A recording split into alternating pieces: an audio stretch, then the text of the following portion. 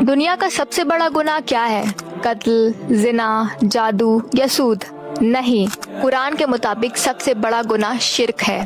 اللہ تعالیٰ سورہ لقمان کی آیت نمبر 13 میں فرماتے ہیں کہ بے شک شرک بہت بڑا ظلم ہے۔ لیکن کبھی سوچا آخر ظلم کس پر؟ کسی انسان پر، کسی جانور پر یا کسی چیز پر؟ نہیں، سب سے پہلے اللہ کے حق پر۔ سوچئے، جس اللہ نے آپ کو پیدا کیا، جس نے آپ کو ہر نعمت عطا کری، ہر سانس دی اور ہر مشکل میں آپ کو سنبھالا، کیا اس اللہ کے ساتھ کسی اور کو شریک کرنا انصاف ہو سکتا ہے؟ جس کا حق صرف اسی کا ہو، کیا وہ حق کسی اور کو دیا جا سکتا ہے؟ اسی لیے اللہ پاک قرآن میں فرماتے ہیں کہ بے شک اللہ اس بات کو معاف نہیں کرتا کہ اس کے ساتھ شرک کیا جائے، اور اس کے علاوہ جو چاہے معاف کر دیتا ہے۔ اگر کوئی انسان بغیر توبہ کے شرک کی حالت میں مر جائے تو اس کی آخرت خطرے میں پڑ سکتی ہے۔ اب ذرا اپنے دل سے ایک سوال پوچھئے کہ اگر شرک اتنا بڑا گناہ ہے تو کیا مجھے واقعی پتا ہے کہ شرک ہوتا کیا ہے؟ شرک، بہت سے لوگ سمجھتے ہیں کہ شرک کا مطلب صرف بتوں کی پوجا ہے، لیکن اگر شرک صرف اتنا ہی ہوتا تو قرآن ہمیں اس کے بارے میں اتنی تفصیل سے کیوں سمجھاتا؟ شرک کا مطلب ہے اللہ کے ساتھ کسی کو اس چیز میں شریک کر دینا جس پر صرف اسی کا حق ہے، اور اللہ کا سب سے بڑا حق یہ ہے کہ عبادت صرف اسی کی جائے۔ اسی لیے اللہ تعالیٰ قرآن میں فرماتے ہیں کہ اللہ کی عبادت کرو اور اس کے ساتھ کسی کو شریک نہ کرو۔ لیکن ایک اور بات سمجھنا بہت ضروری ہے، عبادت صرف نماز، روزہ یا سجدے کا نام نہیں ہے۔ عبادت وہ ہر عمل ہے جس میں بندہ اپنے دل اللہ کے سامنے جھکا دیتا ہے۔ جب دعا کرنی ہو تو سب سے پہلے اللہ کو پکارا جائے، جب دل میں امید ہو تو سب سے بڑی امید اللہ سے ہو، جب ڈر ہو، خوف ہو تو وہ اللہ کا ہو، اور جب بھروسہ ہو تو وہ بس اللہ پر ہو۔ دعا، خوف، امید، توکل یہ صرف احساس نہیں ہے، یہ عبادت کا حصہ ہے، اور عبادت صرف اللہ کا حق ہے۔ اب ذرا اپنے دل سے ایک سوال پوچھئے، کیا میری دعا، میرا بھروسہ، میری امید اور میرا ڈر واقعی صرف اللہ کے لیے ہے، یا کہیں میں جانے انجانے میں اللہ کے کسی خاص حق میں کسی اور کو شریک کر رہی ہوں؟ ایک ایسا شرک جو شاید ہم روز کرتے ہیں اور ہمیں احساس بھی نہیں ہوتا۔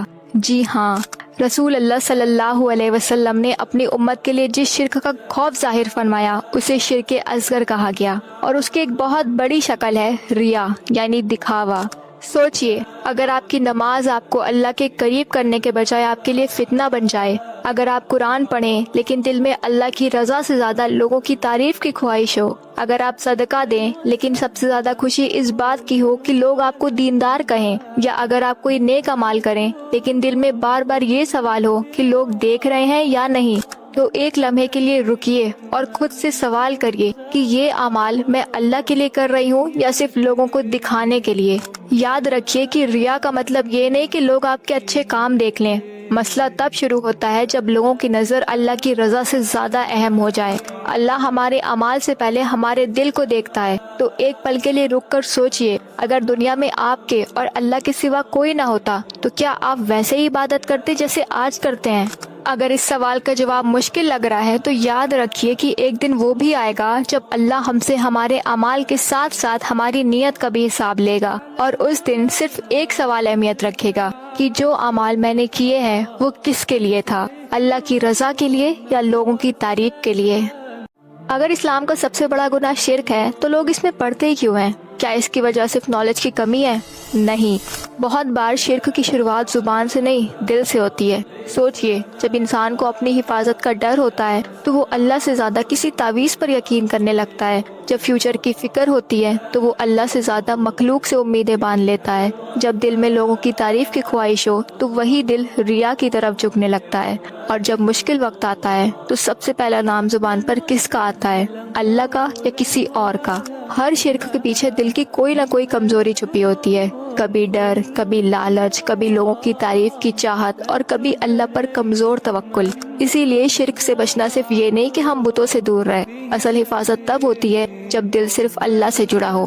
مدد چاہیے ہو تو سب سے پہلے اللہ یاد آئے، ڈر لگے تو دل اللہ کی طرف بھاگے، उम्मीद हो तो सबसे बड़ी उम्मीद अल्लाह से हो, और जब कोई नेक अमल करे तो एक ही ख्वाहिश हो कि अल्लाह राजी हो। रसूल अल्लाह सल्लल्लाहु अलैहि वसल्लम ने हमें शिर्क से बचने के लिए एक दुआ सिखाई, यानी या अल्लाह, मैं जानबूझकर तेरे साथ किसी को शरीक करने से तेरी पनाह मांगता हूँ, और जो शिर्क मुझसे अनजाने में हो जाए उस पर तुझसे मगफिरत मांगता हूँ।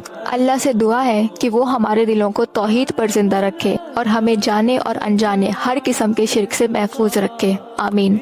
Share this video with someone.